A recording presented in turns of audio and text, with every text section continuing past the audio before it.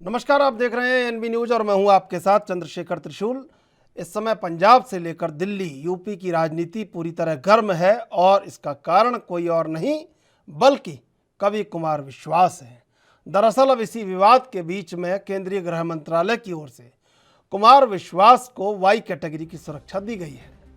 सूत्रों के मुताबिक आईबी की रिपोर्ट पर मिनिस्ट्री ऑफ होम अफेयर्स ने विश्वास को सुरक्षा देने का फैसला लिया। दिल्ली के मुख्यमंत्री अरविंद केजरीवाल को लेकर दिए गए बयान के बाद कुमार को इस सुरक्षा देने की बात कही गई है। दरअसल आम आदमी पार्टी के पूर्व नेता और कवि कुमार विश्वास ने हाल ही में दावा किया कि अरविंद केजरीवाल ने उनसे कहा कि एक दिन या तो वह पंजाब के मुख्यमंत्री बनेंगे या एक स्वतंत्र राष्ट्र यानी खालिस्तान के पहले प्रधानमंत्री बनेंगे।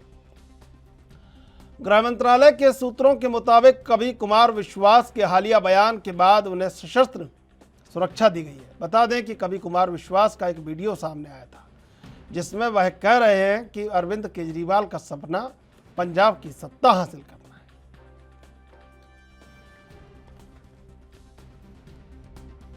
आखिरी बात मैं कहना चाहता हूं आपके माध्यम से, मैं उसे चुनौती देता हूं। मैं यहां बैठ के कह रहा हूं, आम आदमी पार्टी का फाउंडर संस्थापक, इस देश को तोड़ने वाली किसी भी चीज के खिलाफ मैं खून की आखिरी बूंद तक लड़ूंगा।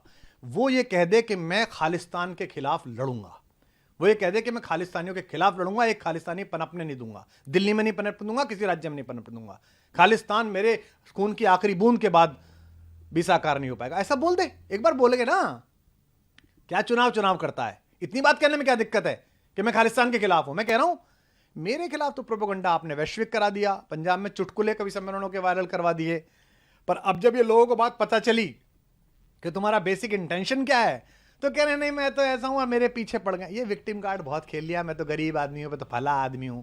बात निकलेगी तो जरा दूर। देखिए, एक हास्य कवि, उस हास्य कवि की हास्य कविता हो सकता है शायद वो मजाक ही कर रहे हो।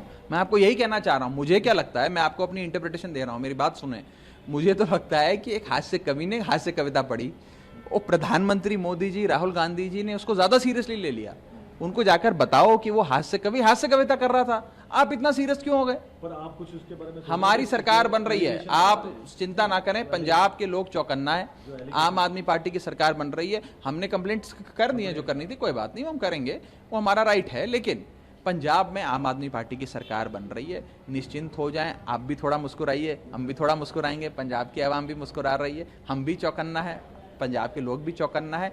ऐसे प्रोपेगेंडा में फंसेंगे नहीं। देखिए, पिछले 72 घंटे से और आने वाले 48 घंटे ये षड्यंत्र चलेंगे। आपके व्हाट्सएप पर वीडियोस, फेक वीडियो, फर्जी खबरें, फर्जी पोस्टर, बैनर, फर्जी कंटेंट भेजा जाएगा आप लोगों के फोन पे, दिखाने के लिए कि पता नहीं केजरीवाल कितना गंदा आदमी है, आम आदमी पार्टी कितनी गंदी है, आम आदमी पार्टी कितनी खराब है। ये सब किया जाएगा, लेकिन आपको और हमको इन षड्यंत्रों से। कवि कुमार विश्वास के बयान के बाद सियासत में भूचाल आया हुआ है और इस भूचाल का फायदा किसको मिल रहा है या किसको नहीं मिल रहा है, लेकिन कहीं ना कहीं लगता है सियासत जारी है और सत्ता के लिए दुर्भिसंधियां और छद्म चालें लगातार खुल कर सामने आ रही हैं। अब ऐसे में किसको ये कहें कि कौन सच्चा है और कौन झूठा है, लेकिन सच दरअसल ये है कि आवाम जो है वो सच्ची है और बाकी सब झूठे हैं। और ये झूठ जब तक खुलेगा, जब तक झूठ बेनकाब होगा, तब तक आवाम को इन्हीं सब में से वो चुनना होगा जो थोड़ा कम खराब है, थोड़ा कम चीज़ों को गंदा करता है। बाकी आवाम समझती है सब बात को।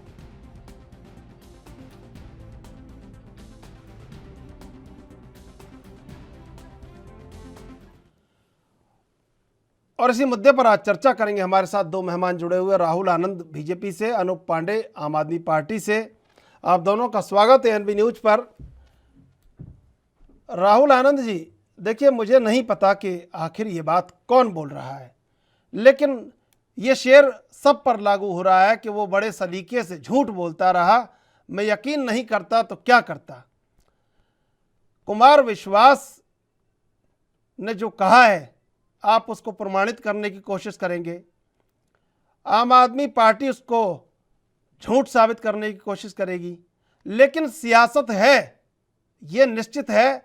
और इस बात का पता इस बात से लगता है कि कुमार विश्वास की पत्नी आरपीएससी राजस्थान लोक सेवा आयोग की मेंबर हैं कांग्रेस के अनुशंसा से, और केंद्र से कुमार विश्वास को वाई कैटेगरी की सुरक्षा मिल चुकी है और निशाने पर आम आदमी पार्टी है, और सब इस बात के लिए लड़ रहे हैं कि पंजाब में सत्ता कैसे हासिल की जाए।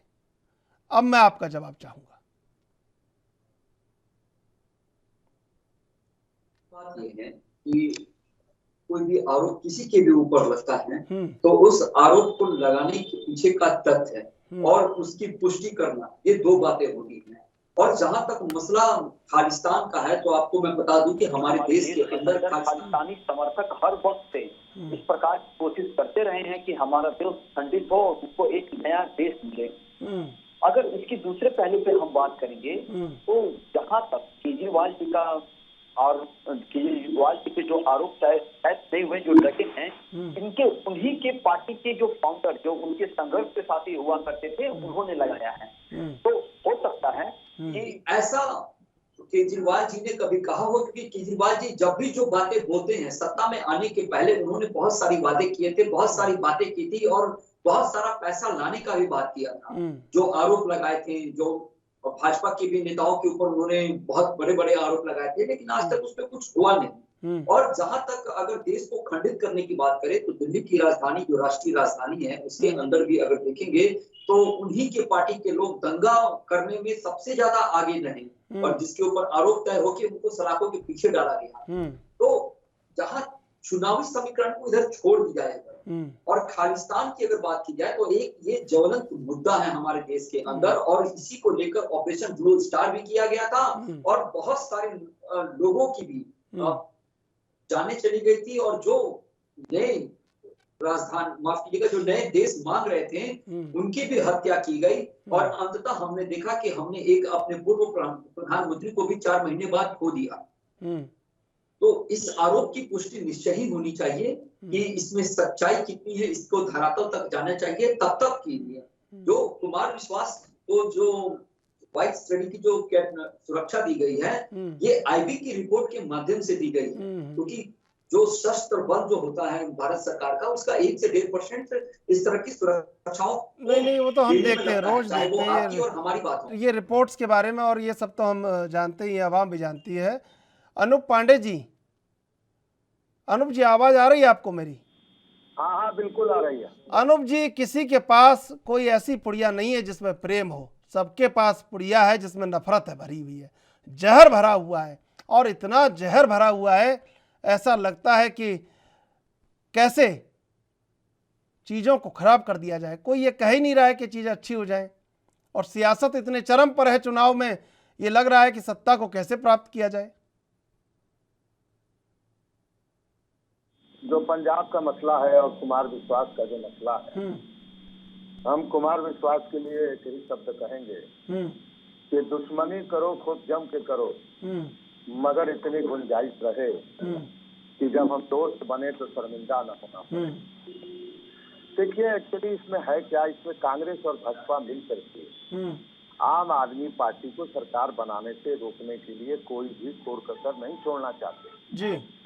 आपने देखा होगा कि किस प्रकार से वहां पे भाजपा चाहती है कि कांग्रेस की मदद हो, तो भाजपा कांग्रेस के साथ है, वहां पे कांग्रेस पार्टी के साथ भाजपा चली गई है। भाजपा नहीं चाहती है कि आम आदमी पार्टी की सरकार बने, किसी तरीके से प्रोपेगेंडा करके रोका जाए। तो अब दे दिया वाइस लेडी की सुरक्षा।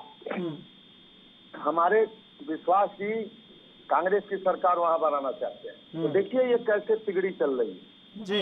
और सारे, अच्छा भाजपा इसलिए चाहती है कि भाजपा इस बात को जानती है कि अगर आम आदमी पार्टी की सरकार पंजाब में बन गई, उत्तराखंड गोवा में बन गई, आम आदमी पार्टी अगर खड़ी हो गई पूरे देश में, तो नरेंद्र मोदी जी का और भाजपा का बोरिया बिस्तर बच जाएगा। तो उनको इस बात का डर है, उनको इस बात का, वो तो चाहते हैं कि कांग्रेस के, उनका तो कुछ है नहीं, नरेंद्र मोदी जी का और भाजपा का पंजाब में कुछ नहीं, इनका जीरो है। तो ये चाहते हैं कि वहाँ पर एक ऐसा दल न खड़ा हो जाए। ये शुरू से इसी में लगे हैं कि जिससे पूरे देश के अंदर अटक से कटक तक, कश्मीर से कन्याकुमारी तक एक ही दल सक्षम है, आम आदमी पार्टी, जो नरेंद्र मोदी के झूठे आरोपों को, नरेंद्र मोदी के खोखले दावों को का उनका पलीदा निकाल देगा।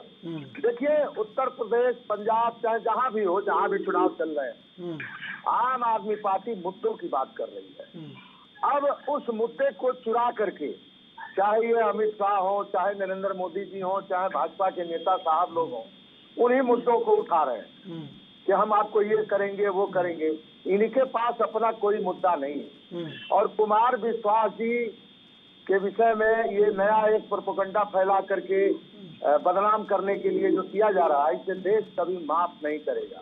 इस तरीके का आरोप अगर उनको पता था, तो सबसे बड़े दोषी तो ये देशद्रोही तो ये कुमार विश्वास है कि आपको जब पता था तो आप कर क्या रहे थे?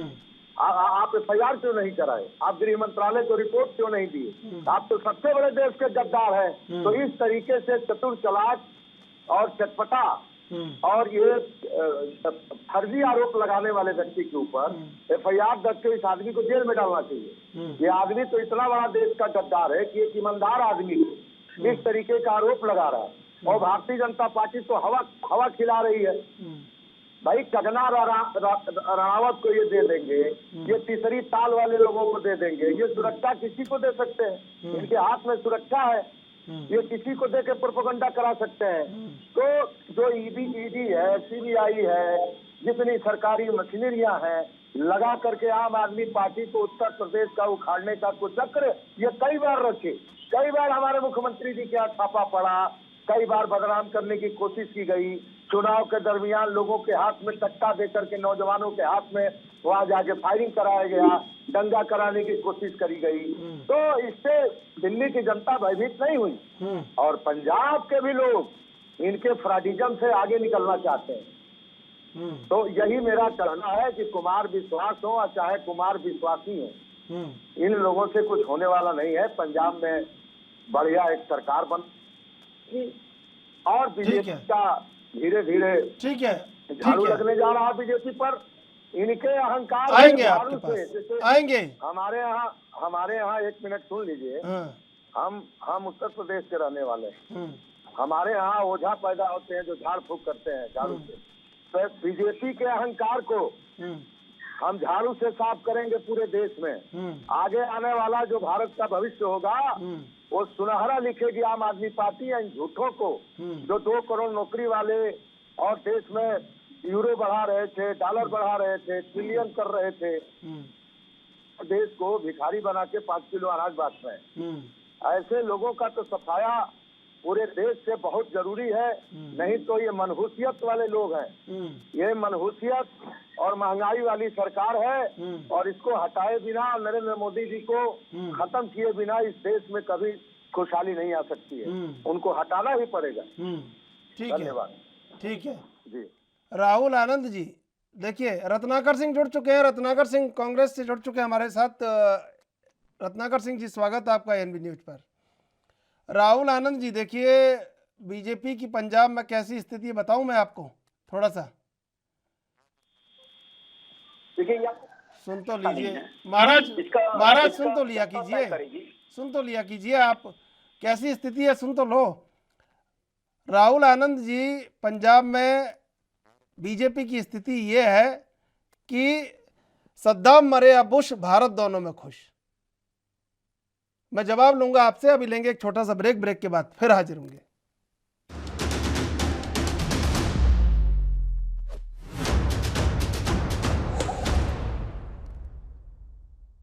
ब्रेक के बाद फिर हाजिर हैं हम आपके साथ। चलेंगे राहुल आनंद के पास। राहुल आनंद जी, देखिए जब अमेरिका और इराक का चुनाव लड़ रहा था, युद्ध चल रहा था, तब भारत में एक बात कही जाती थी कि सद्दाम मरे या बुश, भारत दोनों में खुश। तो आम आदमी पार्टी हो, कांग्रेस हो, जो लड़ाई चल रही है पंजाब में, उसमें बीजेपी की यही स्थिति है, कोई मरे कोई जिए, सब में खुश है बीजेपी। अब आप कहिए। देखिए त्रिशूल जी, सबसे अहम बात यह है कि जो अभी आपके जो प्रवक्ता जो बातों को कह रहे थे कि ये अनाज देकर, सबसे पहले तो इन्हें अपने शब्दों की मर्यादा के अंदर रहना चाहिए, क्योंकि ये जिस प्रकार से उच्चारण कर रहे हैं कि मनहूस, तो मैं आपको बता दूं कि ये बड़ी ओछी मानसिकता दर्शाता है किसी के लिए भी, और ये दिखाता है कि इनके पास शब्द कोश नहीं है। शब्दों की माया या शब्दों का जो जाल होता है वो कोई भी बिछा सकता है, लेकिन वो तर्क संगत होनी चाहिए, सबसे पहली बात। दूसरी बात, इन्होंने एक बात कही जिसमें इन्होंने ये बात कही कि ये फ्री में अनाज बांट कर देश को भिखारी बना देंगे। ये किसके ऊपर ये प्रश्न उठा रहे हैं? ये दिल्ली की वो सरकार ये चलाते हैं जो स्वयं फ्री में बिजली बांटते हैं। जब हमारे देश के अंदर जब फूड सेफ्टी बिल आया था तो उसी समय हुआ था कि हमारे देश के अंदर कोई भूखा ना रहे। तो यहाँ समस्या ये आती है कि अगर कोई भूखा मरता है उसको मोदी जी देते हैं अनाज को, तब भी इनको तकलीफ है। और अगर जहां राष्ट्रीय मुद्दा की बात की जाए, जो अभी जिस अहंकारी से ये बात कर रहे थे कि झाड़ू से साफ कर देंगे, तो मैं आपको याद दिला दूं कि किचन में ही कमल खिलता है और हमने खिलाया है। और जब ये राष्ट्र सुरक्षा की जहां तक बात आती है, उस समय जब ये सबूत मांगते हैं और इन्हीं के लोग दिल्ली के अंदर जब ट्रंप आते हैं तो ये दंगल फैलाते हैं, तो क्यों नहीं कार्रवाई करते हैं? क्यों नहीं इसके ऊपर बोलते हैं? और ये कार्रवाई करने और ये आरोप सांप्रदायिकता हम पे लगाते हैं और खुद सामने कंबल ओढ़कर घी पीते हैं।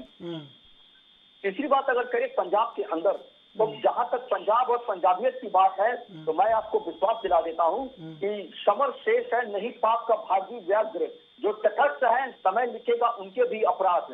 तो जो अपराध लिखने की गति जो स्टार्ट हो चुकी है वो निश्चय ही जल्द ही फलित होगी। और जहां तक पंजाब में सरकार बनाने की बात है, तो इसके लिए भी मैं विश्वास दिलाता हूं कि वो वहां की पंजाब की जनता तय करेगी कि वो किसके साथ रहना है। अगर वो चाहती है कि विपक्ष में हम रह के विपक्ष की राजनीति करें, तो हम उसमें भी तैयार हैं, फैसले का स्वागत है। लेकिन यहाँ पे मुद्दा ये है कि आपके मुख्यमंत्री के ऊपर आरोप लगता है कि आप खालिस्तानी समर्थक हैं और आपके प्रवक्ता इससे बचते नजर आते हैं।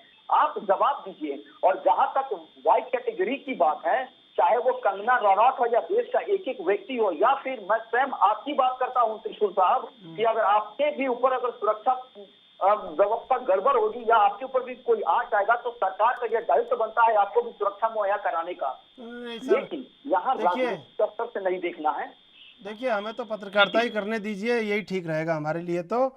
लेकिन मैं आपको बताऊं एक बात, बीजेपी, आप कह रहे हैं ना विपक्ष में रहने की, विपक्ष में रह जाएंगे, बीजेपी पंजाब में रह जाए, यही बड़ी बात है ये चुनाव के बाद। जिस तरह की हालात हैं, टिकट सीट सब मिला के। रत्नाकर जी ये बताइए आप कि कुमार विश्वास की पत्नी आरपीएससी की मेंबर बनती हैं अशोक गहलोत की अनुशंसा से राजस्थान में, और वो वाई कैटेगरी की सुरक्षा पा जाते हैं केंद्र सरकार की अनुशंसा से दिल्ली में। आपको लगता नहीं है कि ये सियासत आवाम के लिए होती तो कितना अच्छा होता? जो सियासत व्यक्तियों के लिए हो रही है, जो सियासत कहीं ना कहीं समीकरणों के लिए हो रही है। बहुत मन से जवाब दीजिएगा, मुझे आपसे उम्मीदें रहती है कि आप कुछ बोल देंगे, कुछ ना कुछ अच्छी बातें।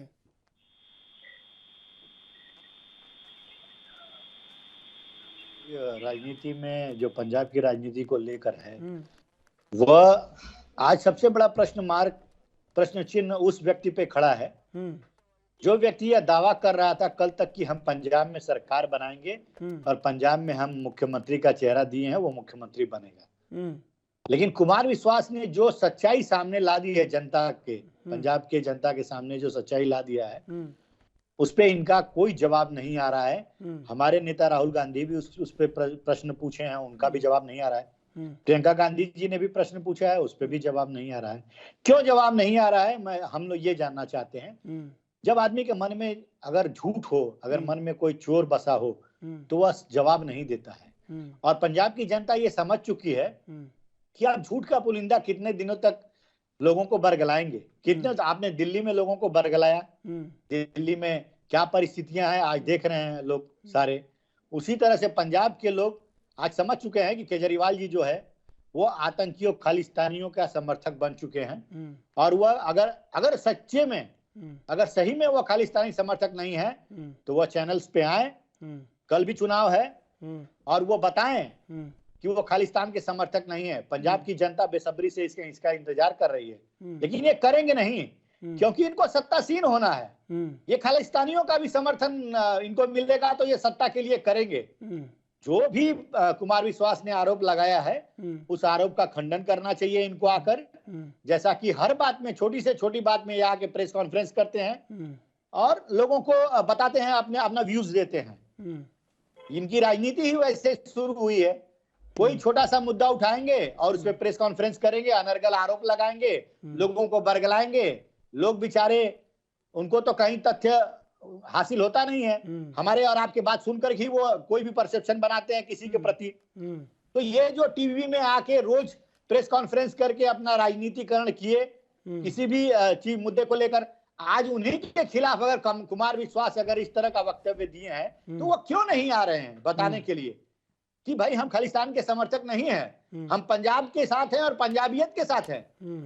तो ये पंजाब की जनता समझ चुकी है। क्यों नहीं आ रहे हैं वो सफाई देने के लिए? क्योंकि वो फिर से चाहते हैं कि पंजाब में अशांति फैले, वहां पे लोग जो सुखी जीवन जी रहे हैं, जो पंजाब की सरकार ने, कांग्रेस की सरकार ने वहां पे जो पंजाबियत का जो एक सुंदर तस्वीर दिखाई है लोगों को, वो तस्वीर खोना नहीं चाहते हैं पंजाब के लोग। और फिर से कांग्रेस को इस बार पूर्ण बहुमत के साथ, मैं फिर से कहूंगा आपको, पूर्ण बहुमत के साथ कांग्रेस की सरकार आएगी, क्योंकि 32% जनता वहां पे दलित है और दलित चेहरा को हमने मुख्यमंत्री बनाया है और वह मुख्यमंत्री पूरी तरह से सक्षम है अपने वादों को और कांग्रेस की विचारधारा को साथ में लेकर चलने को, और सारे संगठन के लोगों को एक साथ लेकर चलकर पंजाब को खुशहाली के दिन और अच्छे दिन लाने के लिए वह व्यक्ति सक्षम है।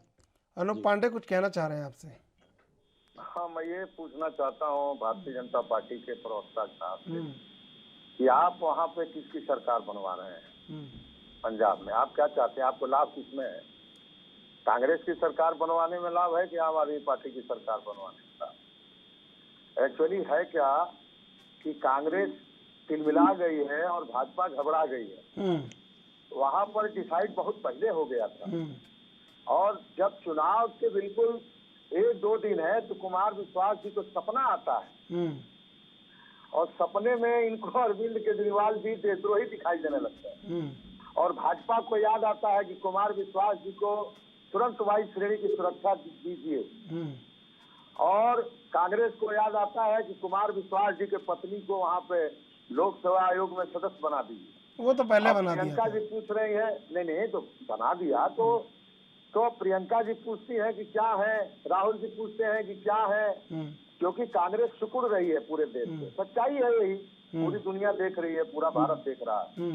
तो ये मैटर है कि जब चुनाव अहम आ गया, बिल्कुल लोगों का प्यार 5 राज्यों में सबसे ज्यादा राज्य में अरविंद केजरीवाल जी को मिलने लगा। इतना घटिया आरोप, और यह आरोप लगाने वाला जो व्यक्ति है, जो आप एक चीज का सिर्फ जवाब दीजिए ना, आप खालिस्तानी समर्थक हैं कि नहीं है? पाठ करता हो, आप लोग क्यों आतंकियों के घर में जाकर आप रात बिताते हैं? ये अरे चुप रहिए, पाकिस्तानी आदमी बैठिए। आप विरोध कर रहे हैं, किसानों को खालिस्तानी बोल रहे थे, आपके मंत्री खालिस्तान के समर्थक हैं या नहीं है? ये प्रश्न कांग्रेस आज भी अभी भी पूछ रही है, आप जवाब दीजिए उसका। भैया एक सवाल सुन लीजिए, सुनिए, ये झूठा पार्टी के लोग सुन लें।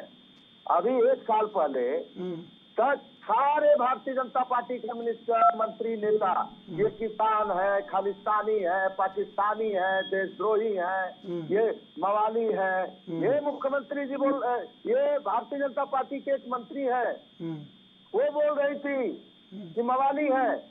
और जब उत्तर प्रदेश और 5 राज्यों का चुनाव हुआ, जब आ गया सामने, यही नरेंद्र मोदी जी हैं, बिल लाते समय बोल रहे ये बिल किसानों के हित में है।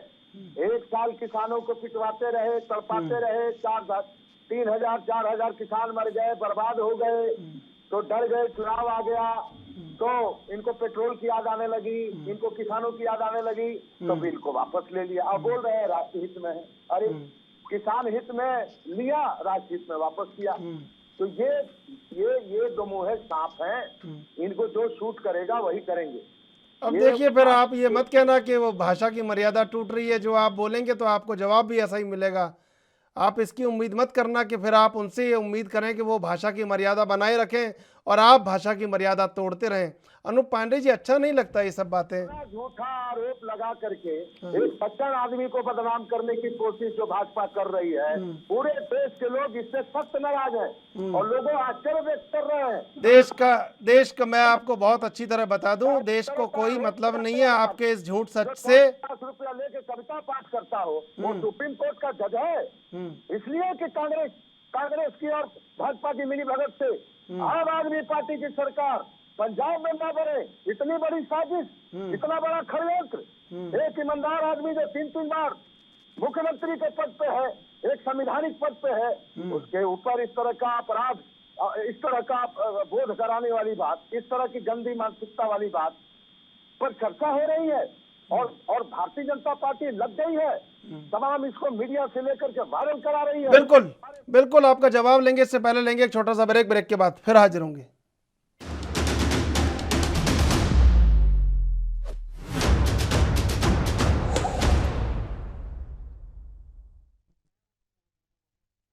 ब्रेक के बाद फिर हाजिर हैं। हम चलेंगे अपने मेहमानों के पास। अनूप पांडे जी, देखिए आपका जवाब हुआ पूरा। अब मैं राहुल आनंद के पास आना चाहूँगा। राहुल आनंद जी, देखिए आम आदमी पार्टी कह रही है कि बीजेपी और कांग्रेस मिलके आम आदमी पार्टी को पंजाब में रोक रही है सत्ता हासिल करने से, और उसमें कुमार विश्वास कहीं राम सेतु का काम कर रहे हैं। देखिए, अमित पांडे जी ने जो बातें कही हैं वो गंगा नदी के 2 किनारों की बात कर दी, जो कभी भी आपस में नहीं मिलते हैं। बहते तो है लेकिन मिलते कभी आपस में नहीं है। अगर तथ्यों पे बात करें हम, तो ये अभी तक अपने उस प्रश्न का उत्तर देने से बच रहे हैं और इधर उधर की बातें करके वक्त जाया कर रहे हैं। और जहां तक पंजाब के अंदर में सरकार बनाने की बात है, तो मैंने अपने प्रारंभिक संबोधन में एक बात कही थी कि इसका निर्णय जनता लेगी।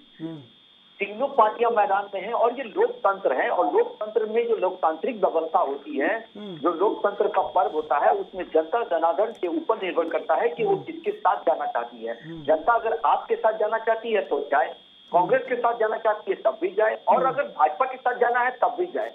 लेकिन जहां तक इन्होंने एक बात कही किसान बिल को लेकर, तो मैं इनको भी आगाह करा देता हूं कि विधानसभा में केजरीवाल जी ने उसका समर्थन किया था, फिर बाद में मौके को देखकर उन्होंने बिल को पाटकर इसका विरोध किया था।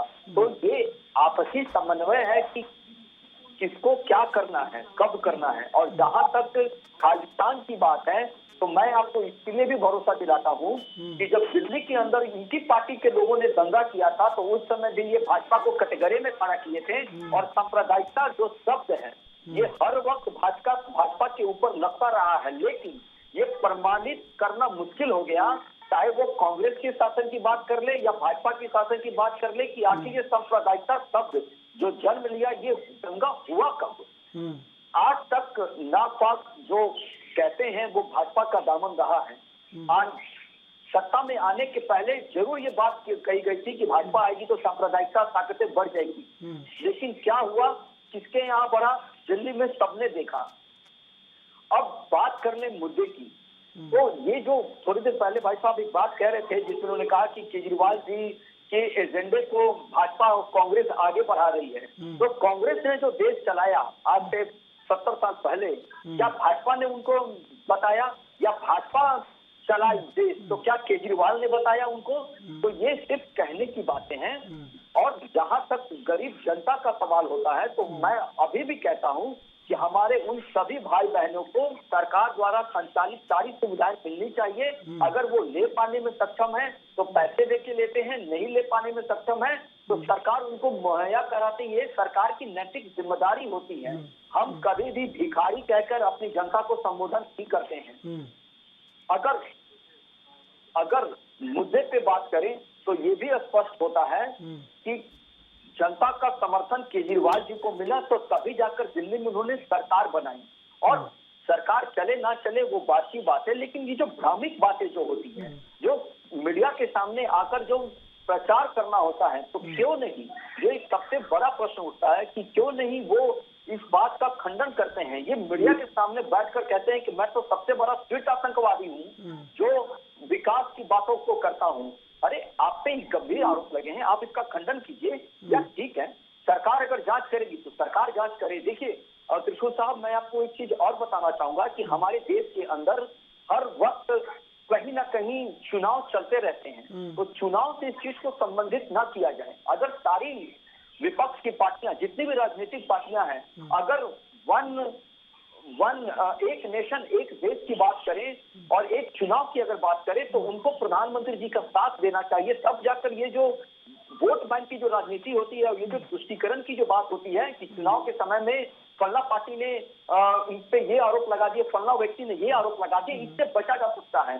तो उससे चुनाव में माननीय प्रधानमंत्री जी हमेशा इस प्रश्न को उठाते रहे हैं और अपनी बातों को जनता के बीच में और विपक्षी पार्टियों के सामने भी रखते रहे हैं कि एक देश एक चुनाव पे चला जाए, तब जाकर पता चलेगा कि एक तो हमारे राजस्व की जो क्षति होती है वो बचेगा और वो पैसा कहीं और यूटिलाइज हो सकता है। जी रत्नाकर जी, देखिए राजस्व की क्षति बचा रहे हैं।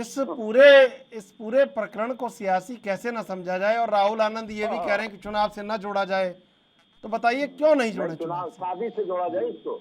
राहुल आनंद जी शादी हो रही है, शायद भूल गए हैं कि चुनाव में जो है पार्टियां होती हैं, वो राजनीतिक पार्टियां, और राजनीतिक पार्टियां अपना राजनीतिक समीकरण जो है कहीं न कहीं सेट करती हैं और अपने एजेंडे पे चुनाव लड़ती हैं। तो उनका एजेंडा जो कहीं न कहीं हर पार्टी का अलग होता है। हमारी पार्टी का एजेंडा अलग है। और रही बात आपके जो कह रहे थे अभी कि आप सांप्रदायिकता से कोई लेना देना नहीं है, तो मैं इनको जरा कुछ बातें याद दिला देता हूं। अभी 5 राज्यों के चुनाव के संदर्भ में ही जो किस तरह से ये लोग पूरे देश में 80 और 20 का जो एक शगुफा लेके आए हैं, जो एक यहाँ पे उत्तर प्रदेश में ध्रुवीकरण करने की राजनीति लेके आए हैं, वो क्या है? वो सांप्रदायिकता या कहीं न कहीं तुष्टीकरण की राजनीति नहीं है क्या? वो आप कहते हैं कि आप सांप्रदायिक पार्टी नहीं है। कपिल मिश्रा जब भी सीएए का आंदोलन हुआ था, उस समय खुलेआम पुलिस अधिकारी के सामने जो है अनर्गल बातें कर रहे थे, हिंदू और बनाम मुसलमान कर रहे थे सरेआम। आपके अनुराग ठाकुर जो केंद्रीय मंत्री हैं, वो सरेआम मंच पे देश के गद्दारों को और क्या क्या अपशब्द कह रहे थे। तो ये कौन सांप्रदायिकता फैलाता है? कौन सी पार्टी सांप्रदायिकता फैलाती है? ये आप भूलिए मत। आज भी हिजाब का मामला आप लोगों ने इन चुनाव वक्त के पहले, जहां पे कर्नाटक में आपकी सरकार है, आप स्कूल में तिरंगा उतार के और भगवा फहराते हैं और वहां पे हिजाब की राजनीति को मीडिया के माध्यम से पूरे देश में दिखाते हैं कि अगर इस तरह का और आपके केंद्रीय मंत्री जो गिरिराज सिंह वो बयान देते हैं इस पे, ताकि जो चुनाव में ध्रुवीकरण हो, क्योंकि जातीय समीकरण में आप पूरी तरह से फेल हो चुके हैं। आप ध्रुवीकरण करेंगे तो आपको वोट ज्यादा मिलेंगे, इसलिए आप पूरी कोशिश कर रहे हैं इस चुनाव में कि आप ध्रुवीकरण करें और सांप्रदायिकता की राजनीति करें। या भूलिए मत, आपका जन्म जो हुआ है, भारतीय जनता पार्टी जो आई है अस्तित्व में, वह हिंदुत्व जो होता है, हिंदुत्व के आधार पे बनी हुई है।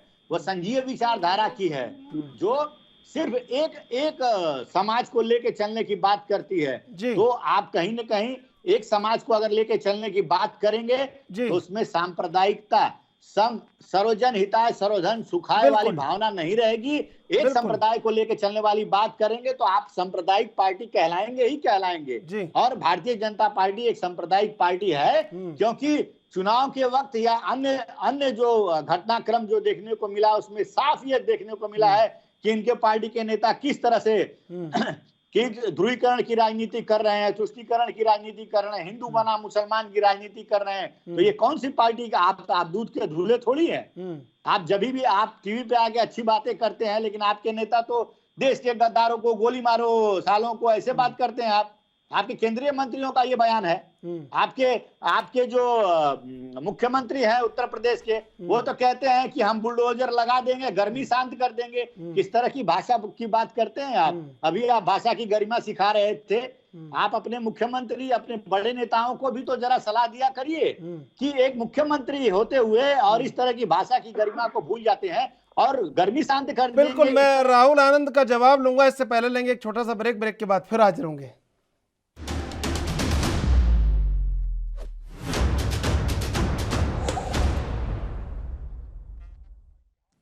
ब्रेक के बाद फिर हाजिर हैं। हम चलेंगे सीधे अपने मेहमानों के पास।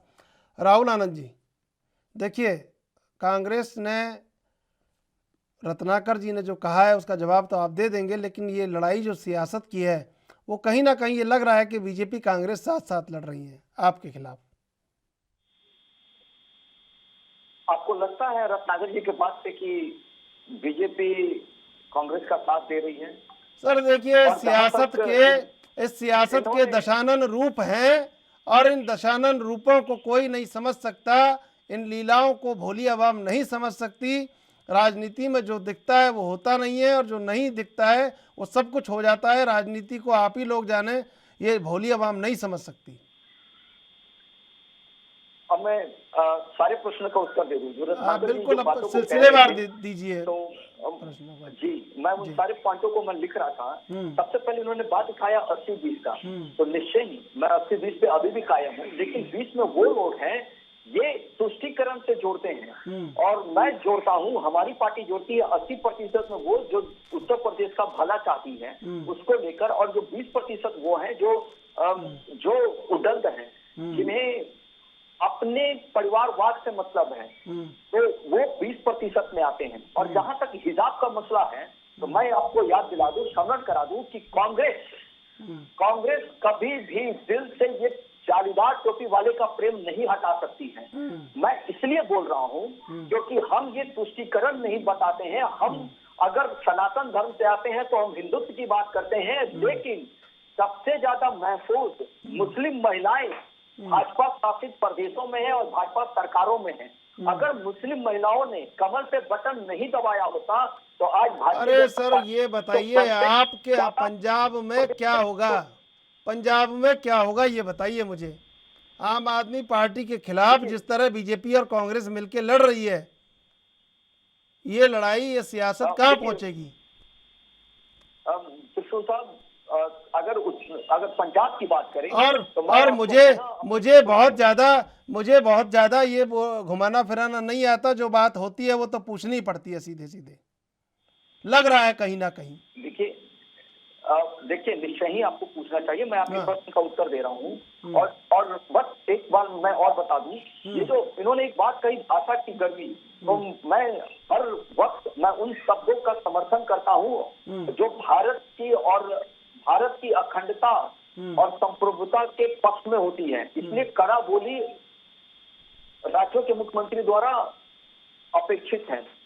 लेकिन यहाँ पे जो पंजाब की बात आप कर रहे हैं, तो पंजाब में भी मैं आपको बता दूं, पहले भी पंजाब में भाजपा गठबंधन में रही है। आगे की जो रणनीति होगी वो भी तय की गई है। जनता जब कोई 2-4 सीटें ऐसी हैं, मुझे आप बता सकते हैं क्या? आएगा तो ये तय होगा। राहुल आनंद जी, मैं 117 सीटें गिना देता हूं आपको, मुझे 1-2 सीटें गिना सकते हैं कि जहां पर बहुत मजबूत स्थिति में हैं आप? देखिए, राजनीति के अंदर समीकरण पल बदलते रहते हैं। सर मैं क्या कह रहा हूँ, माझा में, दोआबा में, मालवा में, मुझे बता तो दीजिए सर, कहाँ पे मजबूत हैं, कहाँ पे आपकी स्थिति ऐसी बुलंद है कि बिल्कुल वहाँ पे आपका पूरा एकदम बीजेपी की लहर चली हुई है? मुझे बता तो दीजिए 2-4 सीटें सर। राहुल जी देखिए साहब, मैं अपने आप से अपनी बारे में क्या बताऊंगा, अपनी पार्टी के बारे में क्या पक्ष रखूंगा? नहीं, मुझे सिर्फ इतना बता दीजिए कि माझा में, दोआबा में या मालवा में कहाँ आपकी स्थिति मजबूत है? कांग्रेस तो खैर सरकार में है, कांग्रेस पुरानी पार्टी है, पंजाब में लड़ती रही है अकेले के दम पे। कई जगह मजबूत है, कई जगह खांटी सीटों पे अपनी पकड़ बना रखी है। आम आदमी पार्टी की हवा है, सब चीज़ें चल रही हैं, सारी बातें, कोई कह रहा है हवा है, कोई कह रहा है आंधी है, कोई तूफान है, कोई बीजेपी का तूफान बता रहा है, कोई कांग्रेस की आंधी बता रहा है। मैं इन सब बातों में ये पूछ रहा हूँ कि माझा, दुआबा और मालवा में कौन सी ऐसी सीटें जहां आपको लगता है कि मजबूत स्थिति में है आप? देखिए, जब चुनाव का टाइम आता है तो सारी पार्टियां अपनी अपनी जोर आजमाइश करती हैं, लेकिन ये बताना कि मैं सब जगह मजबूत हूं तो ये मेरे लिए जल्दबाजी होगी। लेकिन मैं आपको इस चीज के लिए जरूर विश्वास दिलाऊंगा कि इसका फैसला जनता तय करेगी। अगर शब्दों में देखें तो सारी पार्टियां हर राज्य में जीतती है, लेकिन इसका असली निर्णय जनता की अदालत में होता है। वो तय करेगी कि वो आपको कहाँ बैठाना चाहती है। ठीक है, अनूप पांडे जी, क्या लग रहा है कि जो जनता को न्याय मिलने की उम्मीद है कहीं, वो न्याय इस बार चुनाव से मिल पाएगा या जनता वहीं की वहीं रह जाएगी? नहीं, गांधी जी और अम्बेडकर का सपना हम पूरा करेंगे। और हमें दो बात कहना है कि देखिए, हमारे कुमार विश्वास जी कोई देश के संवैधानिक पद पे नहीं है। अगर कोई व्यक्ति इस तरीके से चुनाव में आके करता है तो उसको हाथों हाथ भाजपा और कांग्रेस लेती है।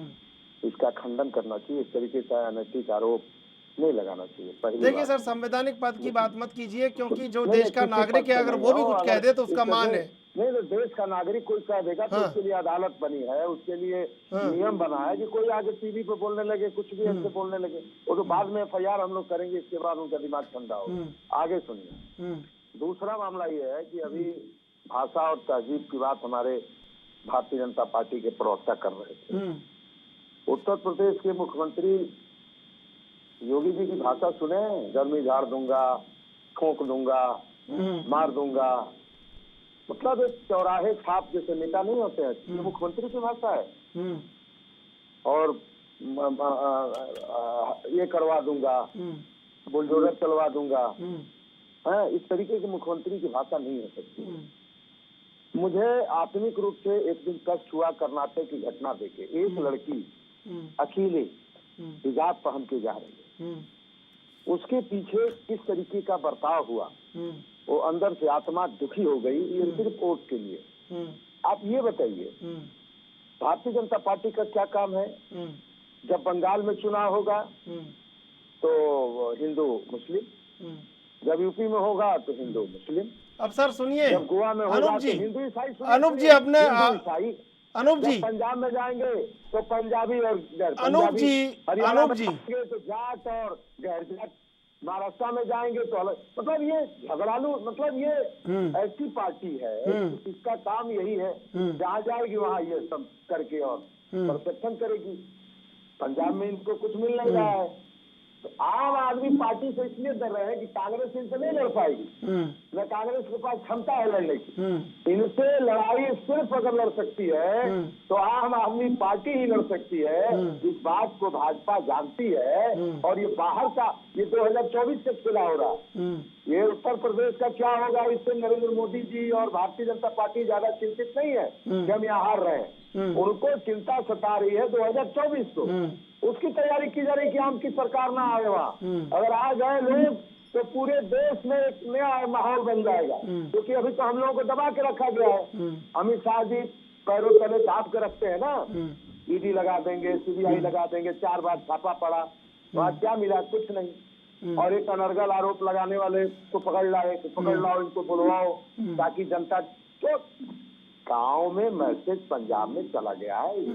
इधर उधर की बातों पर कोई ध्यान नहीं दे रहा। चलिए ठीक है, अगर वहाँ की जनता चाहेगी तो एक अच्छी सरकार बनेगी, एक अच्छा निर्णय देगी जनता को। ठीक है रत्नाकर जी, जनता का रत्नाकर जी, मैं ये जानना चाहता हूँ कि जिस कुमार विश्वास को कभी भी राजनीति में बहुत गंभीरता से नहीं लिया जा रहा था और वो रोज पत्थर उछालते थे पूरी तबीयत से कि एक दिन तो आसमान पर लगेगा, लेकिन इस बार लग गया है कहीं ना कहीं, ऐसा लगता है। अभी लेंगे एक छोटा सा ब्रेक के बाद फिर हाजिर होंगे।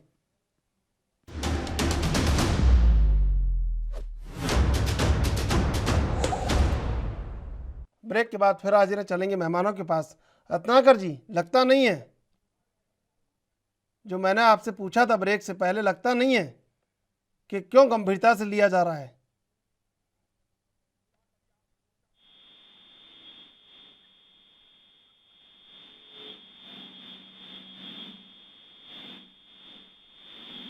आवाज कहीं ना कहीं जिस कुमार विश्वास के द्वारा रोज राजनीतिक बयान दिए जाते थे और तमाम तरह की चीज़ों पर टिप्पणी की जाती थी, कांग्रेस बीजेपी ने कभी गंभीरता से नहीं लिया और हमेशा कुछ ना कुछ जवाब इस तरह के आए कुमार विश्वास के लिए, जो कहीं भी इस बात का उल्लेख नहीं उनमें लगता था कि कोई गंभीरता कहीं संवाद में पैदा हो रही है, उनके संवाद को गंभीरता से लिया जा रहा है राजनीतिक गलियारों में। लेकिन ऐसा क्या अचानक उनके बयान में दिखता है कि जिसको बीजेपी और कांग्रेस हाथों हाथ ले लेती है? और अब एक तरफ कांग्रेस ने 1 साल पहले आरपीएससी का सदस्य बना दिया पत्नी को और अब वाई कैटेगरी की सुरक्षा मिल गई है, तो कहीं ना कहीं लगता है, देखिए सवाल पूछना पड़ता है ईमानदारी से। रत्नाकर जी, मैं ईमानदारी से पूछ रहा हूं आपसे।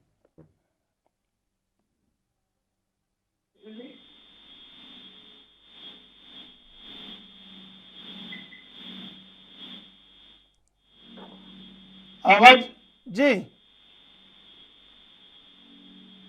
रत्नाकर जी, आवाज नहीं आ रही आपकी।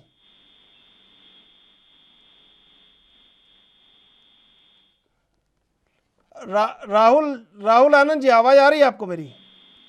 जी आ रही है। राहुल जी, देखिए सवाल पूछना पड़ता है अगर इतनी सारी बातें होती हैं। आ रही है सर, आ रही है आपकी आवाज रत्नाकर जी। देखिए मैं आपका जवाब दे देता हूँ 1-2 मिनट। आपने प्रश्न किया था कि इस बार के आरोप जो है वह तीर जो है निशाने पे लग गया। देखिए तीर निशाने पे लग गया, ये आप अपने मायने लगा सकते हैं, लेकिन जो आरोप लगाया है कुमार विश्वास जी ने, वह देश के लिए एक बहुत बड़ा प्रश्न है कि आप एक प्रदेश के मुख्यमंत्री हैं और एक प्रदेश का मुख्यमंत्री जब किसी भी आतंकी के घर जाता है, वहाँ पे राज दिखाता है, तो ये अपने आप में बहुत मायने रखता है। आप कहीं न कहीं उन लोगों का समर्थन करते हैं जो खालिस्तानी हैं, जो अलग खालिस्तान की मांग करते हैं, उन लोगों का समर्थन करते हैं। इसका ये मतलब है कि आपने उन सारे पंजाबी लोगों का पंजाबियत का अपमान किया है जो इस देश को आजाद कराने में जिन्होंने सर्वस्व अपना न्यौछावर कर दिया, अपने प्राणों की आहुति दे दी और हंसते हंसते फांसी के फंदे पे चूम लिया जिन्होंने। मतलब आपने भगत सिंह तरीके जो है परवानों का अपमान किया है। कहीं न कहीं ये अपने आप में एक बहुत बड़ा आरोप है और इस आरोप का खंडन नहीं करना यह दर्शाता है कि आपके मन में कहीं न कहीं खालिस्तान का प्रेम है, क्योंकि आप चाहते हैं कि खालिस्तानी आपके साथ है और आप उनके साथ मिलकर पंजाब की सत्ता पे आसीन हो। लेकिन पंजाब के लोग ये हरगिज नहीं होने देंगे, क्योंकि उन्होंने वो त्रासदी देखा है। उन्होंने जब भी आतंक चरम पे था, ने वहाँ पे आतंक खत्म किया था, उसके पहले उन्होंने पंजाब के लोगों ने आतंकवादियों का वो बुरा हश्र भी देखा, वो हश्र भी देखा है जिसमें कि लोगों ने, बहुत सारे लोगों ने अपनी जान गंवा दी, अपने परिवारों को खो दिया, अपने बहुत सारा जानो माल का नुकसान हुआ है। तो वो फिर से नहीं आने देंगे।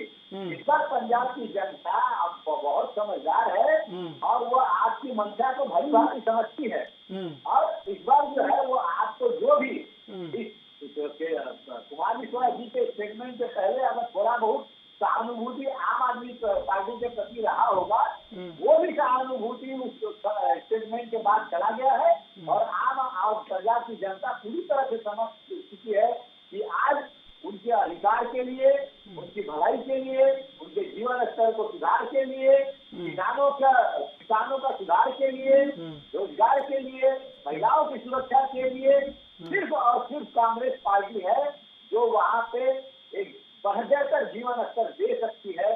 तो पंजाब की जनता कल होने वाले चुनाव मतदान में भी इस चीज को बहुत ध्यान में रखेगी और वह वोट कांग्रेस पार्टी को ही करेगी। ठीक है। अनूप पांडे जी, समय समाप्त हो रहा है। मैं आपसे जानना चाहता हूँ, सारी उंगलियां आपकी तरफ क्यों उठ रही हैं? जी, सारी उंगलियां आप ही की तरफ क्यों उठ रही हैं? हम पंजाब का जनता का प्यार पा चुका है, रेत माफियाओं को हटाना चाहते हैं और वहाँ पे कांग्रेस का जो आपस में लड़ाई झगड़ा है, देखिए इस पर प्रकृति जो है कोशिश करेंगे तो होने वाला नहीं है। और कैप्टन अमरिंदर सिंह के जाने से ही वहाँ एक ऐसा माहौल बन गया था जो हकीकत है। और चन्नी लड़ रहे हैं सिद्धू से, सिद्धू लड़ रहे हैं चन्नी से, सिद्धू लड़ रहे हैं। यहाँ पे संगठन में फूट है, कांग्रेस कंफ्यूज है, जिसका वहाँ पे इन लोगों का खत्म बाजार है, कुछ होने वाला नहीं है। और वहाँ पर एक संदेश गया है, दिल्ली का एक मॉडल गया है और दिल्ली का मॉडल लोगों को भाया है। जो अरविंद केजरीवाल जी ने 3-3 बार यहाँ पर चर्चा करा करके मॉडल बना करके 20,000 नए क्लासरूम अरविंद केजरीवाल ने बनाया। पार्टी को क्लासरूम नहीं बना। जो पिछले सरकारों ने जो सरकारी स्कूलों में जाला मकड़ी टूटी, कुर्सियां टूटी, जो व्यवस्थाएं खत्म हो गई थी, तो उसको दुरुस्त किया है। वहां पर चलिए, समय समाप्त हो रहा है। रत्नाकर सिंह जी, राहुल आनंद जी, अनूप पांडे जी, आप तीनों का धन्यवाद डिबेट में जुड़ने के लिए। यूं कहा जाता है, किसी ने कहा कि किसने सोचा था अपने घर ऐसे भी मंजर होंगे, होठों पे शमशीर बगावत, हाथों में खंजर होंगे और गैर परों पे उड़ सकते हैं, हद से हद दीवारों तक, आकाशों पे वही उड़ेंगे जिनके अपने पर होंगे। और शायद सियासत में हर एक दल को ऐसा लग रहा है कि गैर परों से उड़ के सत्ता के आसमान पर पहुंच जाएंगे, लेकिन ये महज सपना है। अपने पर उड़कर ही आकाशों पर पहुंचा जाएगा और आवाम ये फैसला देगी कि आखिर कौन ये विश्वास अर्जित करेगा। बहरहाल, देश विदेश की ताज़ा तरीन खबरों के लिए आप देखते रहिए ANB न्यूज़।